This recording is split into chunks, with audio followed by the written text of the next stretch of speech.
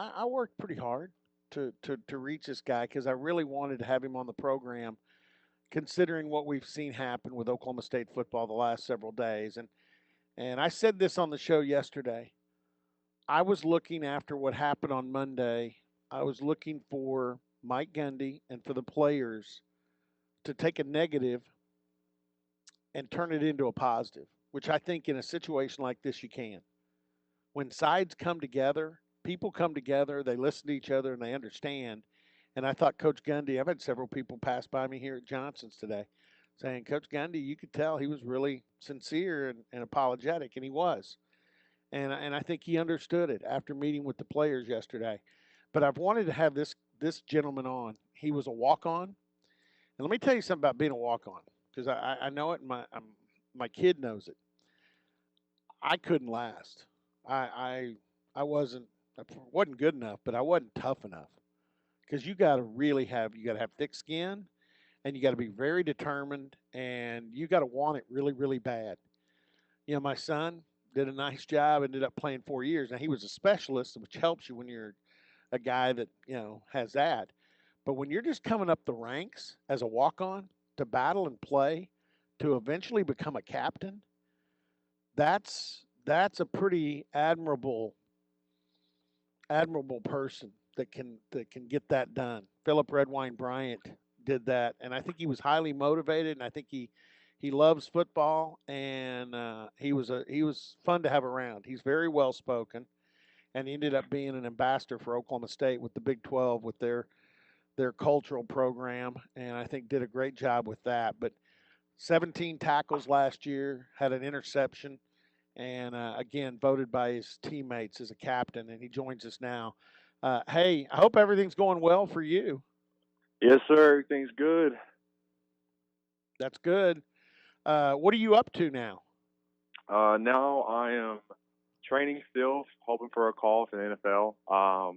Good. But also working a little bit in this small town in Troy. It's a nice little baseball facility. I'm just kind of helping the kids work out and whatnot.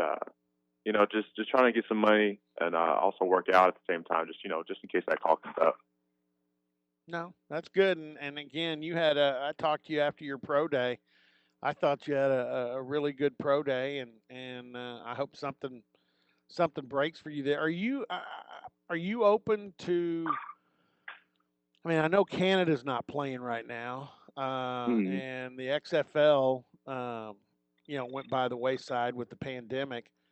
yeah. But I think some of these things will come back, including Arena League.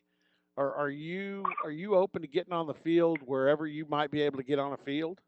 I mean, I'm open to anything, honestly. It's always nice to be able to play a child's game as a grown man. So, anything that Absolutely. comes by, I'm down for it, honestly. You know what's really fun is being a sideline announcer for a child's game as a 60-year-old man. It's great. It's like I tell people all the time, Philip. I think I've even said this to you.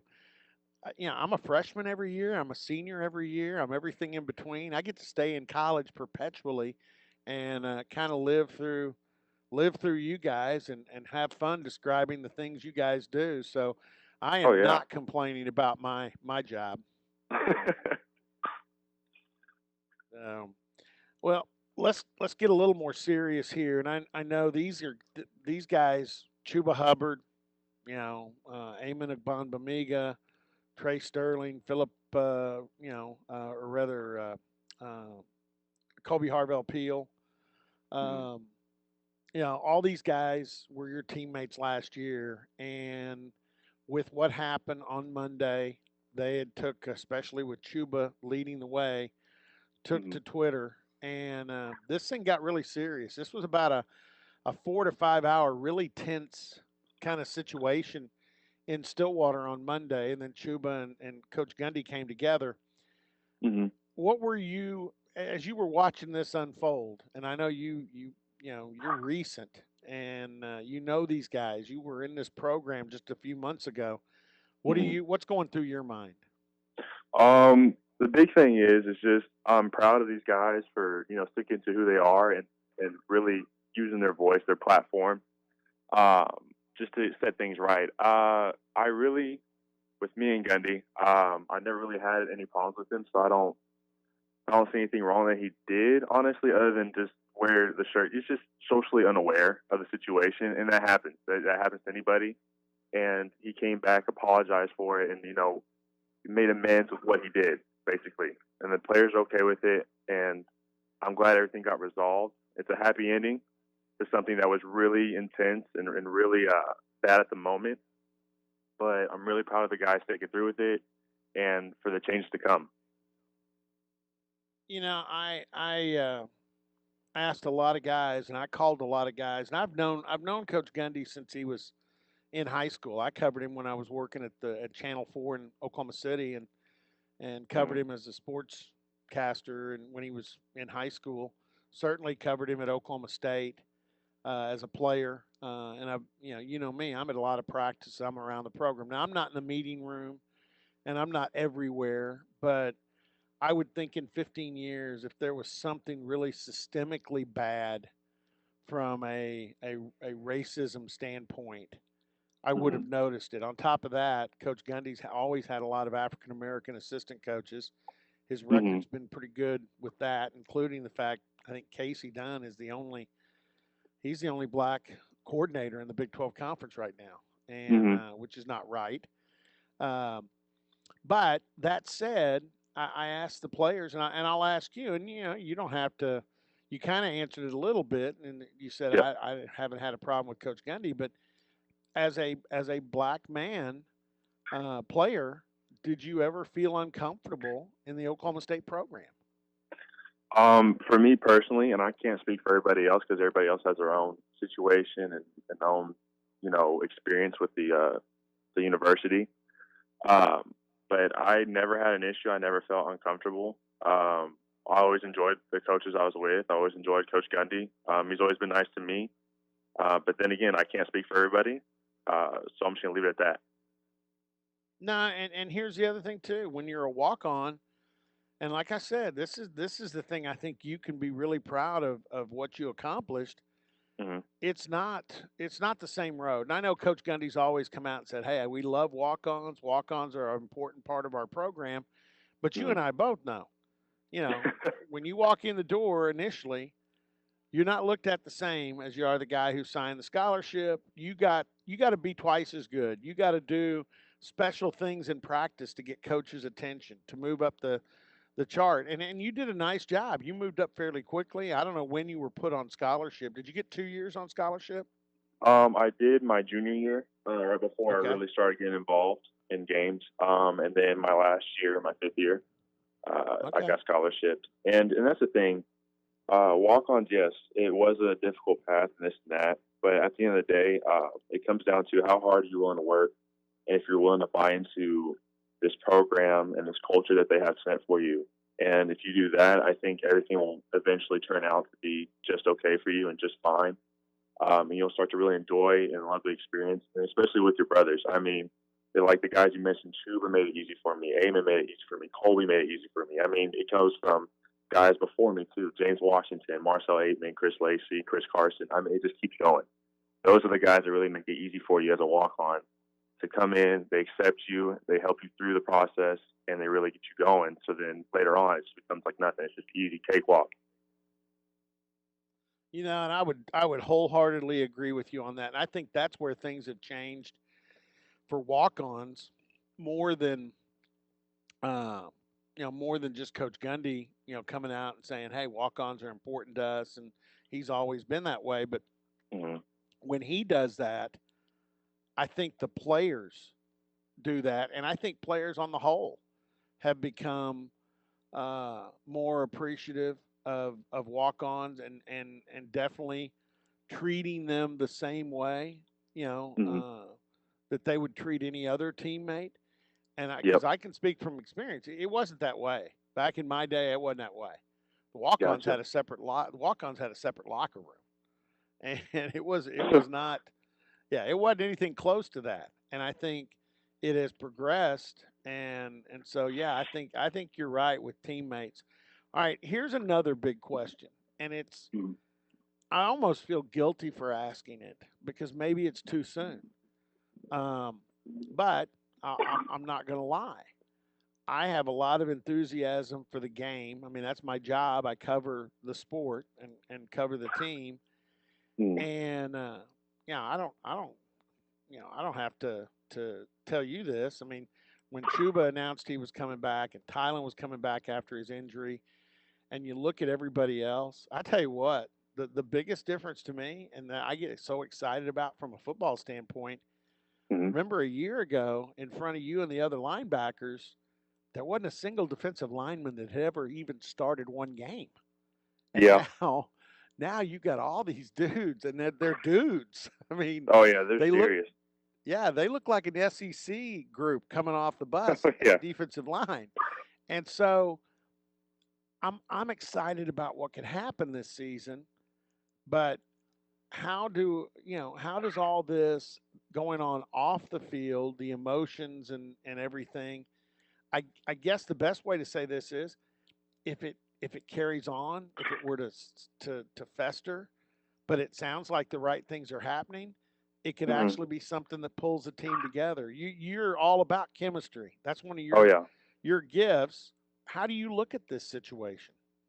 I think the way it got resolved is probably the best outcome for this whole situation. The guys really buying in to the changes in the voice that they have, and also Coach Gundy is seeing the voices can make a change in that program, and what he can do differently is actually making a positive outcome for this group. So, in seeing all this, I think this brings the group closer together, along with the coaches. They're coming together as one instead of just it's the players and then it's the coaches. Coaches coach players, players play for the coaches. It's coming together as, hey, let's work together for this one goal that we have to win a national championship. And I think that's what's going to happen. Phillip Redwine-Bryant joining us, captain last year, voted by his teammates, and had a bunch of tackles and big plays on special teams. Also had a pick during the season playing linebacker, and has been a very versatile player and guy that has helped the Oklahoma State football team during his career, but especially his last 2 years where he got a lot more opportunities. Um, Wanted to ask you this as well, and I kind of gave my opinion on it earlier. There was some Twitter traffic out there yesterday that the players were asking for to wear their hair however they wanted, to have Mm-hmm. more liberty to wear their earrings, to wear skull caps or do rags or whatever you want to call the head covering. Mm-hmm. Um, what else did I see on that list? Music they play in the locker room and all that, and some fans saw that and thought, really, that's what this is about. Mm-hmm. And then I think some players came out, and I talked to several people in the program as well that said some of these things were discussed, but this was a minor. This was little stuff compared to what was being discussed with the team, which I understood were some social issues, some Mm-hmm. rules regarding freedoms Mm-hmm. were brought up. But and I don't know how much you've been involved in it, but in fairness, because I think a lot of fans thought, really, I think that was a small part of it. Have you heard anything in that regard? I think honestly, I haven't heard anything because I was never in this whole discussion of what the new changes are going to be made. So I don't think the music was a problem. I don't think they say anything about that really. And if they did, so be it. So what? It's just minor things, Yeah. and there's more to come. So I think honestly, if you know you see things on the media or social media, Twitter and all that about these changes that they're talking about, and they're like, "What? Really? What?" I don't think anybody but the players and the coaches know what they talked about. So if you're going to see something else on Twitter that's not a player or a coach, I honestly wouldn't believe it.